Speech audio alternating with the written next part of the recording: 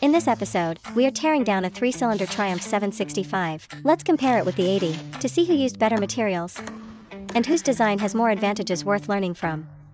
The owner said it was repaired once before, but now it vibrates terribly when riding.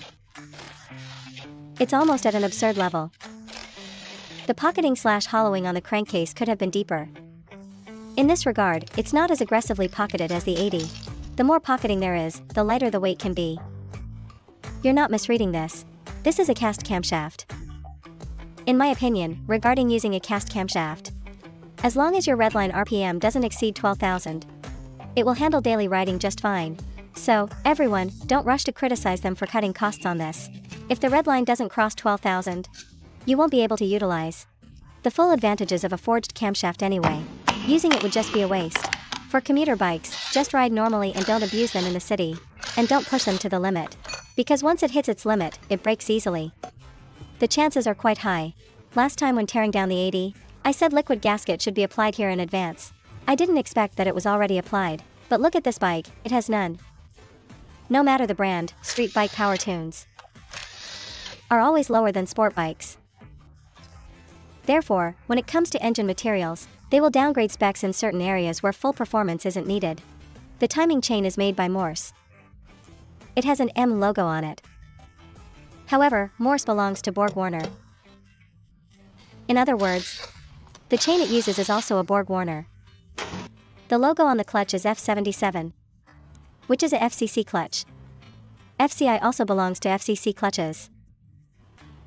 What clutch did the 80 use on its 4-cylinder engine? Since I didn't tear that part down, I don't know either. Anyway, so far I haven't heard anyone say it has failed. As long as the quality is okay, that's fine. This clutch basket doesn't have split gears, so this engine doesn't have that gear whine sound. The oil pump chain is also from BorgWarner. I thought I misread it as Jinghe. This spot for the oil-gas separator. It shares a common issue just like the 790. Slight weeping and oil sweating. The quality of the O-ring in this spot is really poor. Even if you replace it with a new one, it still leaks. Vehicles with this issue really make me want to smash them. I think the design of this oil pickup strainer is very good. It's thick and short. The time it takes to prime oil is short. For the 80, it's very long and thin. When priming oil instantly, I feel, it definitely doesn't supply oil as fast as this one. From my long experience in bike repairs, the chance of this engine throwing/spinning a bearing is very low. Common issues are usually valve ticking and noise from the timing chain tensioner. There are no major issues. The minor ones are just abnormal noises. The oil pressure relief return points upward. This exact position faces the clutch basket drive gear. The discharged oil happens to lubricate the gear. Honestly, this advantage is definitely worth learning from. An engine that has been opened and shows abnormal vibration usually boils down to two main possibilities. One is that the balancer shaft wasn't aligned correctly. This bolt was not tightened down. The other is that the counterweight on the crankshaft was damaged before, causing it to lose material, resulting in poor balance. Another one would be if someone else set your bearing clearances wrong. But that probability is very low. It mostly comes down to the crankshaft and the balancer shaft. Here is the problem. The timing marks on the balancer shaft didn't line up. It's off from the crankshaft mark by at least 7 or 8 teeth. Why would anyone make this kind of mistake?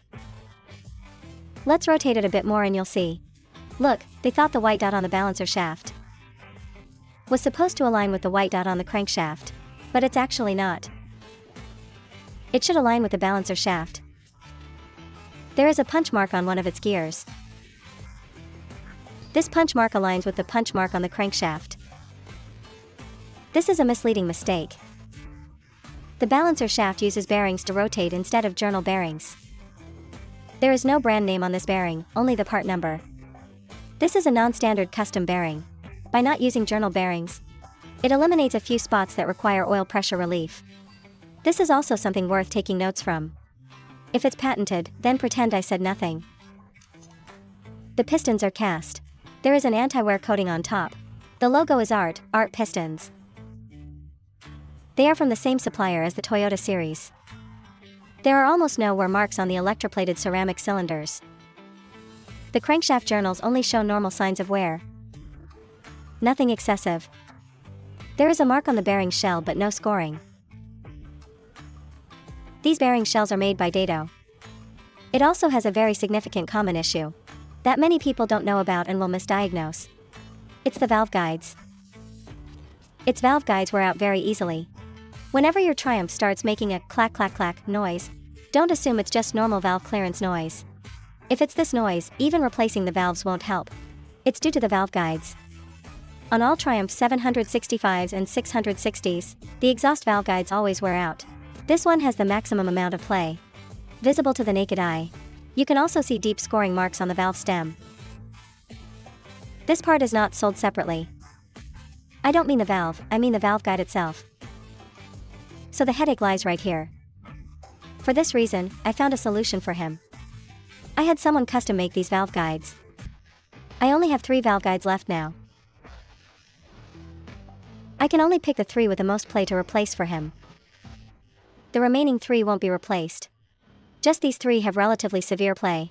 Out of the 300 custom pieces I ordered last year, only 3 are left after using them up. The material used is manganese bronze. As for overhaul gasket kits, I've already had a manufacturer produce them. While running the shop, I believe those aftermarket materials are better than OEM. They use metal foam core gaskets. I also made some for other models. KTM 390, 690, 790, 1290. Ducati V4, and also. Let me think, what else? Japanese bikes like Yamaha R1 and R6. Suzuki GSX, R600, 750, 1000. Kawasaki ZX6R, ZX10R, Z900. The 800 is still in the tooling stage and hasn't been produced yet. Aprilia RS660 and RS-V4. BMW Old Generation S1000RR. New Generation S1000RR. And many other models that I can't recall off the top of my head right now.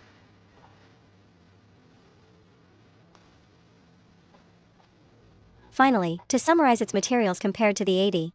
Its retail price shouldn't exceed $5.600 US. Anything over $5.600 US is just paying for the brand premium. Using this bike as a reference point, if the 80 releases a street bike later on, they could switch the camshafts and pistons to cast ones. Price it around $5.320 US, and cap the redline within 12,000 revolutions per minute, as long as other critical parts, like bearing shells, chains, and cylinder liners aren't downgraded. It can completely crush this bike.